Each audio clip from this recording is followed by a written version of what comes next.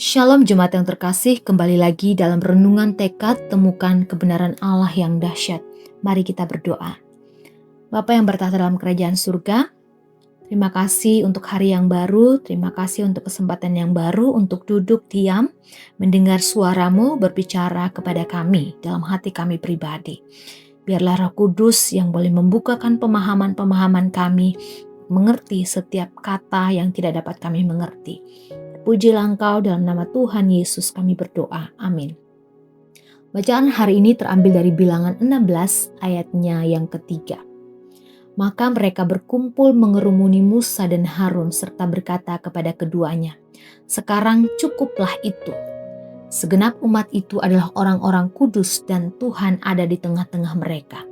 Mengapakah kamu meninggi-ninggikan diri di atas jemaah Tuhan?" Dalam sebuah kisah fabel, seekor kawanan burung memutuskan untuk terbang tanpa pemimpin. Mereka berkata, "Kita semua sama, tidak perlu ada yang memimpin di depan." Awalnya mereka terbang rapi, tetapi ketika badai datang, arah menjadi kacau.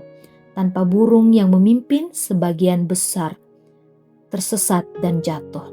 Mereka baru sadar bahwa kesetaraan tidak berarti ketiadaan arah.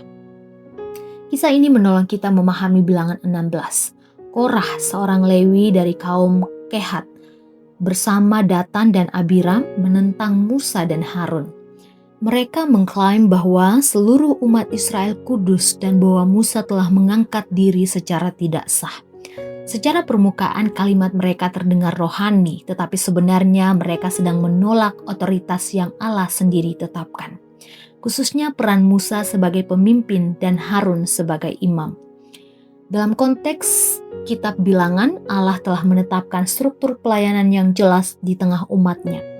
Kekudusan umat tidak berarti semua orang memiliki fungsi dan panggilan yang sama. Kesalahan Korah adalah menyamakan status rohani dengan penolakan terhadap tatanan ilahi.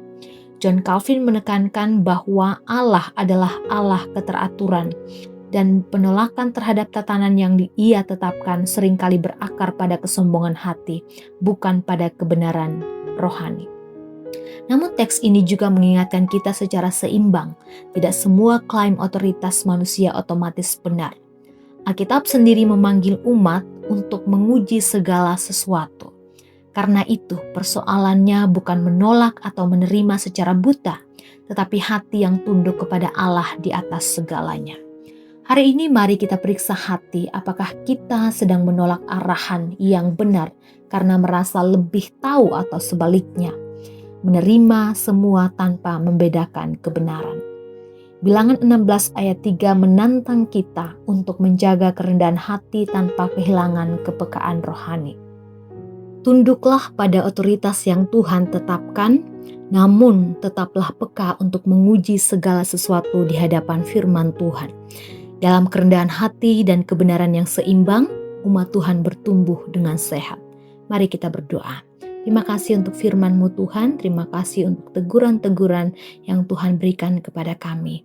Tolong kami untuk dapat memeriksa hati kami dan dapat melihat mana yang menjadi ketetapan-Mu dan mana yang bukan di dalam kebenaran firman Tuhan yang terus mengingatkan kami.